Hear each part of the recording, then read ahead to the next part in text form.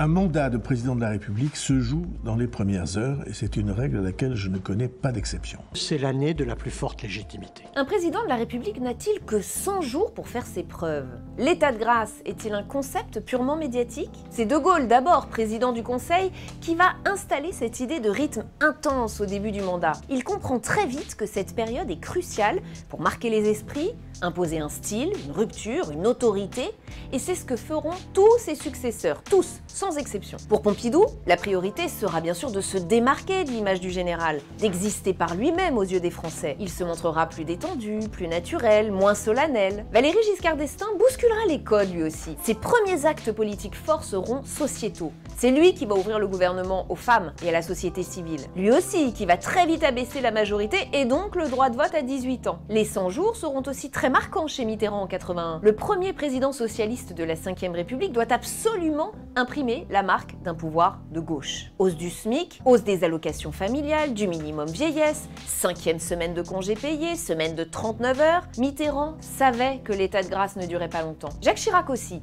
Ces deux mandats seront marqués par des actions fortes. Le premier avec la reprise assumée mais impopulaire des essais nucléaires. Le second avec la création des contrats jeunes et le non à une intervention en Irak. Avec Nicolas Sarkozy, le rythme s'intensifie encore. Toutes les réformes à la fois. Tout de suite, tout le temps. C'est le mot d'ordre. Je dis à mon équipe, on a suscité un grand espoir. Vous vous mettez au boulot maintenant et vous arrêtez pas. Ça va aller vite, on commence à fond et on accélère.